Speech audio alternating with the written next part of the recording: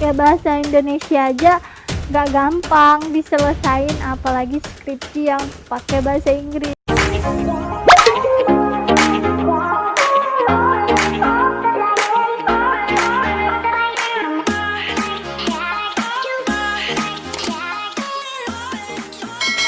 Hello guys, welcome back to my video.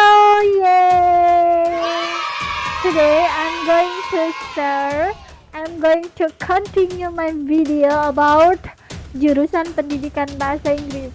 So, buat kalian yang mau masuk jurusan pendidikan bahasa Inggris, silakan tonton video ini sampai habis. Jadi kemarin gue udah sedikit singgung ya tentang jurusan bahasa Inggris, tapi ada beberapa yang belum sempat gue bahas. Jadi gue udah ngerangkum sedikit di buku gue ini. Pertanyaan pertama, apa masuk jurusan pendidikan bahasa Inggris itu harus pintar bahasa Inggris? Harus pintar nggak ya? Nggak harus pintar, karena kita masuk kuliah itu ya mau belajar. Kalau kita udah pintar ya kita nggak perlu belajar lagi dong. Jadi sama, jurusan bahasa Inggris itu sama kayak jurusan yang lain. Kalau udah pintar mah namanya bukan belajar lagi, tapi udah ngajar gitu, udah ngajarin orang, bukan belajar lagi. Nah, masuk jurusan pendidikan bahasa Inggris ini kita mulai hal baru. Kita belajar bahasa Inggris, kita belajar jadi guru yang baik, kita belajar untuk bisa menyampaikan ilmu yang kita dapatkan pada saat kita kuliah. Next, apa setiap hari ngomongnya pakai bahasa Inggris, Kak? Ini sih tergantung dosennya. Karena dulu gue juga mikir, kayaknya masuk jurusan pendidikan bahasa Inggris ini gue harus ngomong bahasa Inggris setiap hari. Kayak gitu. Tapi kalau misalnya gue gak bisa gimana? For speak up, we should confident with ourselves. Jadi ngomong apa aja terserah, ada yang penting ngomong kayak gitu. Tapi gak semua dosen mewajibkan kita ngomong bahasa Inggris. Ada beberapa dosen yang di dalam kelas itu gak boleh pakai bahasa Indonesia. Ada juga yang mix antara bahasa Indonesia dan bahasa Inggris. Jadi setiap hari gak more speak English terus pure nggak ada pelajaran esak. Kakak di jurusan pendidikan bahasa Inggris gue nggak bisa pure nggak ada pelajaran esak, matematika kayak gitu ya. Tapi yang jelas semua jurusan, khususnya jurusan FKIP di Fakultas Keguruan itu pasti ada yang namanya statistik, karena kita itu ya bakal meneliti, kita bakal bikin skripsi, dan itu butuh data-data yang valid. Jadi kita harus belajar tentang data-data gitu. Cuma nggak terlalu banyak hitung-hitungannya, karena kan zaman sekarang sudah canggih, sudah modern. Jadi kita lebih pakai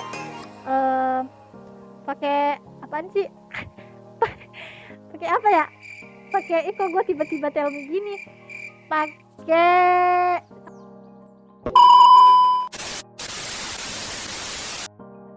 presentasinya gimana, Kak? Presentasinya gimana ya? Sama aja sih sebenarnya kayak presentasi biasa kita di SMA, kita di sekolah, sama aja. Cuma bedanya ya kita harus bisa lah pakai bahasa Inggris, apalagi as moderator. Jadi ya yang simple aja, mulai dari salam, assalamualaikum warahmatullahi wabarakatuh, good morning everybody, good morning guys, give thanks to our God who has given us much mercy and happiness until we can meet together in our classroom. Okay, I'm from group 1, or we are from group 1. Today we're going to explain about teaching and learning English. But before we start the material, let me introduce ourselves. My name is Umaira and this is my partner.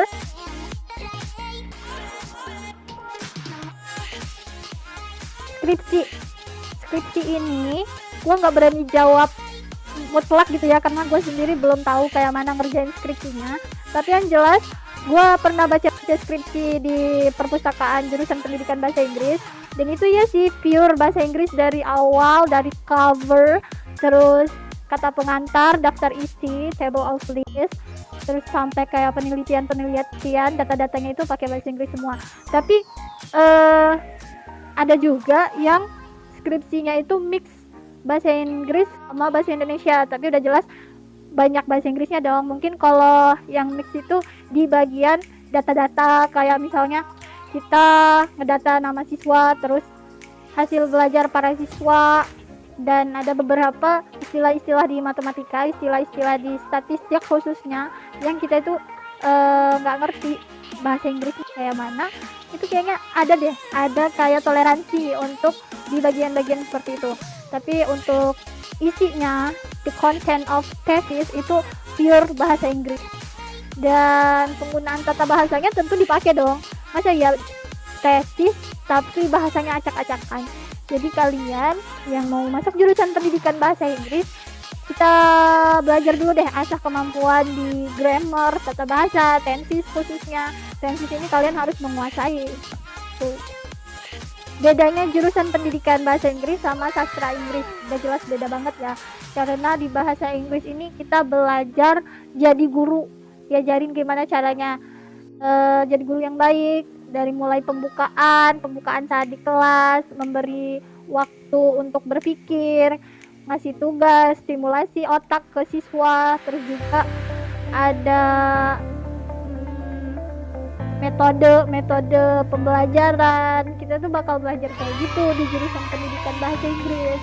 Nah, sedangkan kalau jurusan sastra, FYI gue nggak tahu banyak sih jurusan sastra itu belajar apa aja, tapi yang paling jelas gue tahu sastra itu cangkupannya lebih luas daripada jurusan pendidikan bahasa Inggris, karena mereka nggak cuma belajar bagaimana mengajarkan bahasa Inggris, bagaimana caranya menyalurkan ilmu, tapi juga belajar tentang budaya-budaya yang ada di Inggris, kemudian sejarahnya, dan banyaklah pokoknya.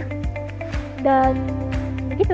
Tapi tenang aja guys, walaupun di jurusan pendidikan bahasa Inggris ini fokusnya jadi teacher, tapi nggak semua lulusan jurusan pendidikan bahasa Inggris ini jadi teacher kok, jadi guru. Ada juga yang jadi pemandu pariwisata, ada juga yang jadi pengusaha, ada juga yang jadi ya macam-macam lah. Semua kesuksesan itu gak ditentuin di mana kita sekolah, di mana kita kuliah, di mana kita belajar, tapi yang penting kita ada kemauan. Dan ingat, setiap kita ada target atau kita melakukan sesuatu itu pasti ada konsekuensinya. Yang jelas masuk jurusan pendidikan bahasa Inggris juga ada konsekuensinya. Sama kalau kita naik pesawat, konsekuensinya jatuh. Kalau kita naik mobil, konsekuensinya nabrak. Kalau kita jalan kaki ya ditabrak gitu. Bonus nih ya buat kalian yang mau masuk jurusan pendidikan bahasa Inggris, bukannya gue nakut-nakutin kalian semua guys, tapi gue juga sebenarnya agak sedikit gitu.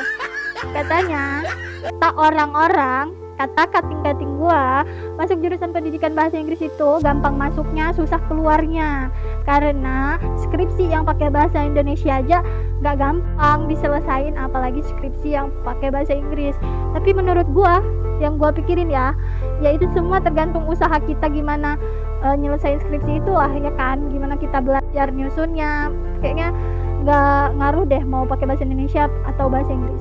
Tapi yang jelas gue minta doa sama kalian semua, semoga kuliah gue lancar, gue bisa nyelesain skripsi gue nanti, gue bisa gampang lulusnya tepat waktu, no ngaret-ngaret, gak lama-lama kuliah, gak jadi mahasiswa abadi. Pokoknya gue minta banget doa kalian ya supaya gue kuliahnya lancar dan dapat ilmu yang bermanfaat, sehingga gue bisa share, bagi-bagi ilmu ke orang-orang yang membutuhkan. Oke guys, I think enough here for review jujur jurusan pendidikan bahasa Inggris. I hope can useful for you. Semoga aja bisa bermanfaat ya buat kalian para siswa-siswi yang mau masuk jurusan pendidikan bahasa Inggris. Semoga juga nggak salah jurusan, nggak kapok masuk jurusan pendidikan bahasa Inggris. And see you later.